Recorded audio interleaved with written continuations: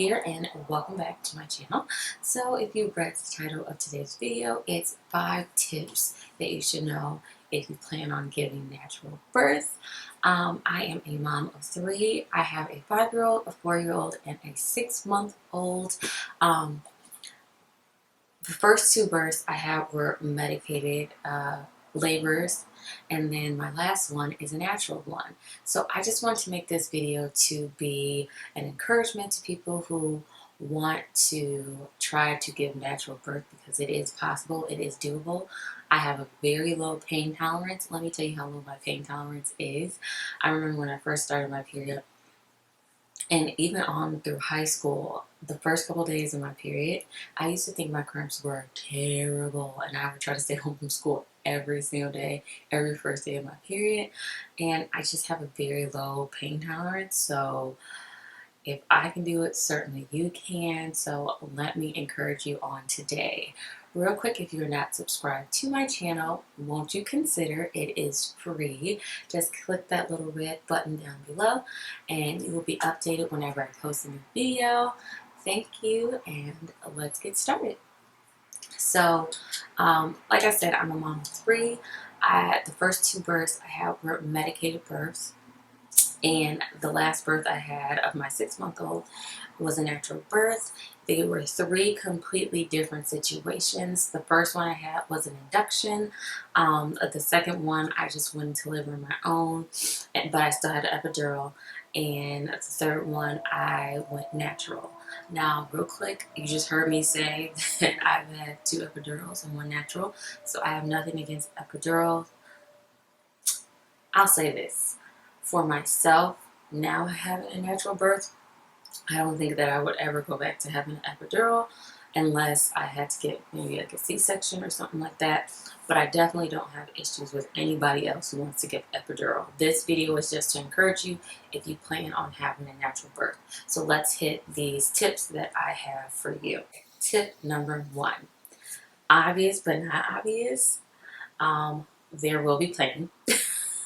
It's gonna be painful, and it's like, I think a lot of this is mental, and I think if you had a baby, or you haven't had a baby, this is your first baby, and people are saying, oh yeah, it's pain, it's pain, it's pain, and I think that you know that, and I think that before I got up to like the natural birth, or up until my delivery, excuse me, I would literally tell myself it's going to be painful. It's going to be painful. And that's one thing to say that it's going to be painful than to know and experience that it's going to be painful. So I think mentally, if you prepare yourself to know that it's going to be painful, it won't be any of a surprise. Doesn't make it less painful when the labor and the contractions start. No, but in your mind, you're knowing what you're expecting. So I think it's easier to deal with it then on. Also, I do have a labor and delivery story of my natural birth, so I will link that in a iCard right here if you want to check it out and know the whole story about how it went down and what happened. Okay, tip number 2. Do not tense up. Try to relax as best as you can and breathe through those contractions and relax through the contractions. Now, when I mean tense up, when we hurt ourselves, or when we're getting ready to fall or something like that, or you might stub your toe or something like that, your body, what you naturally do is kind of like tense up to kind of like brace yourself for the pain. And that is the same thing when you're having a baby and you're going through contractions. So when the contractions hit, your natural reaction is to tense up and be like, ooh, ooh, ooh, this hurts, this hurts, this hurts. And I'm doing that outwardly, but you can feel yourself on the inside tensing up. What you want to do is not tense up and try to relax your body. Because what the contractions do is, of course, this is not new, but contractions are made to open your cervix up wider for the baby to come, and it is a process. Now, if your cervix is trying to open up and you're tensing up and you're trying to hold it together, that makes it actually worse. That makes everything worse. That makes your cervix opening worse, and actually, in my opinion, it kind of makes the contraction worse. So if you can concentrate on resting through that contraction and letting your body rest and not tense up your contractions as they're coming, they will be way more effective and your cervix will start to open up wider. Okay, real quick, I am not an expert on this. I just had a natural birth. I've had 3 babies, and these are just things that I've learned throughout all my births. So obviously you might want to consult with a professional, but I'm just telling you what I know and what helped me. Okay, tip number 3. And like I said, this is my opinion, but in my opinion, the pain itself doesn't really get worse. What makes it seem that the pain is more intense is the length of time, rest time that you have between contractions. One thing I did want to mention, there is a difference between having a contraction before your water breaks and once your water breaks, because the water serves as a cushion, so you will feel the full force of the contraction once your water does break. And I remember I was approaching my labor, and I was talking to one of my girlfriends saying, yeah, I want to have a natural birth and everything. And she was saying that her mother, I think her mother-in-law is a midwife or a doula, or was a midwife and a doula. And she was saying when she was having her babies that, hey, the pain doesn't get worse. What actually happens is that time in between your contractions that you have for rest shortened. So it's not like you're getting a rest time and you're getting to rest. It's like back to back, and then eventually it's just pain. So in going through my natural birth, I do specifically remember that. I remember in the beginning, and I don't know, well, yeah, I remember that to me, it was just all painful. It was all painful at 3 or 4 centimeters, and then again at 8 centimeters. And I remember when I got to, it's between that 8 and that 10 centimeter, that where it seems like it's really intense and it's really painful. And anybody that was in there, my mom and my husband, they can tell you, I was just like, oh my God, I can't do it, I changed my mind. But what was happening was that length of time and that break time that I had in between contractions, even at that point, if it was short, if it was only a minute or a few seconds, I wasn't getting that anymore. So it was just constant pain on the same level. So by the time I got to the 10 centimeters to push, the pushing part, and I hear this from different people, but for me, it wasn't pain.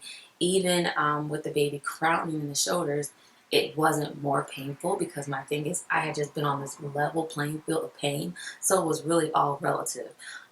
It burned a little bit when the baby crowned and everything like that, but it wasn't like my pain wasn't more intense than what it was. It's just that I hadn't had that in-between rest time where you get to kind of like, okay, the pain is gone, I know it's coming back, but at least it's gone for now. You don't get that. Like, it shortens. So it's like an even level or even playing field of pain. So it's not that they're getting more intense. And I hear people say, well, in my opinion, it's not like it's getting more intense. What is really happening, in my opinion, is that the time that you get in between for breaks, if you will, is non-existent. So it's just non-ending pain. Tip number 4, breathing is very important, and how you labor, the positions that you're in are important as well. You have to have a breathing technique down. Now, honestly, I was just kind of like, okay, breathe through it. So I really wasn't as knowledgeable on different breathing techniques, because there are long, deep breaths that you can take in, and the air kind of lowers into your uterus, so it opens it up and it helps. And then once your contractions are kind of like back to back to back to back, you might switch to a more of a panting breathing, where it actually helps you to concentrate on your breathing rather the pain, and it helps you to get through the contractions. So it's good to know which breathing techniques and styles that you can use at different points of your labor. So I would say if you could take a class on breathing or watch videos on breathing and kind of get that down, because breathing will help open up your cervix as your contractions are coming, as well as positions as you're going through labor. If they allow you to walk, will they allow you to walk? I know with my second birth, when I tried to, or I attempted to have a natural birth, that was the thing. They told me once I got my IV that I could not walk. And for me, in my mind, I just can't sit in a bed and endure that pain. For me to deal with it, I needed to move around. So fast forward to my third birth, they got my IV started and they told me I could move around, I could bounce on a ball, I could walk, however I need to deal with it. And that was so helpful. I walked a good portion of it, and I believe that walking did help open my cervix. Now I had that was my baby number 3. So generally, the more babies you have, the quicker your body responds. But I believe that that helped. I was able to bounce on the ball for those last centimeters. But being still for me, just in a bed like this, I don't think that really helps. I think if you're moving around in different positions, it helps to open your cervix up. So you should just try to educate yourself on different techniques and different things you can do. I know some people, if you're in a natural birthing center or your hospital has that, you can get in a tub, water helps, I've heard.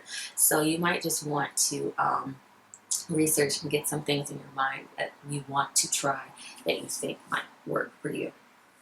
Okay, and my last tip number 5, support people matter. If you have a good support team, it really, really makes a difference, you guys. For me, my support team was my husband and my mother, and if they were not there, I don't know how I would have gotten through it. My husband was uber supportive. He walked with me around the hallway. He encouraged me. My mom, although she kind of was just kind of in the background towards that end when I got to like the 8, 7, 8, 9, 10 centimeter part, and even down to the push-in, like I could have not gotten through those last centimeters without her. Like she was my lifeline. Like, so having a good support system, support team, it makes a difference. So make sure you try to find, whether it's your spouse, your partner, sister, aunt, uncle, brother, whoever, that totally makes a difference. So at least try, if you can, have at least one person. And I will say too, I was blessed with an awesome staff, all the nurses, all the doctors, but especially the nurses. They were very, very, very helpful. Even when I came into the triage and they asked me what my plan for pain was, and I told them that I wanted to do it naturally, no, everybody was so supportive. They were encouraging, they were supportive, because I had told other medical workers before my weeks leading up what I planned to do, and everybody's like, well, if you can do that, that's awesome. And but once I was there, like my nursing staff and everything, like they were supportive. I couldn't have gotten through it without them. So having a good support team definitely makes a difference. My last thing is not so much a tip, it's more of acknowledgement. For me, I would never have been able to get through this birth if it wasn't for my Lord and Savior. I literally prayed the whole time. I prayed before that He would give me the strength to do this. And that natural birth to me represented so many different things. It showed me so many different things. And I'm just so grateful that I was able to labor naturally. I was grateful to know that I'm stronger than what I think. I'm thankful that the Lord was in my room holding my hand in the hallway with me, that I had no complications. I was healthy, baby was healthy. I'm just so grateful to Him for all that. And without him, ultimately, I wouldn't have ever been able to do this. So big ups and thank you to Jesus. Thank you so much. That's all I have for you all today. If you like this video, don't forget to give it a thumbs up. Don't forget to share it. If you know any other mamas out there that are thinking about having a natural birth, pass this video on to them. Don't forget to subscribe, and I will see you in my next video. Bye!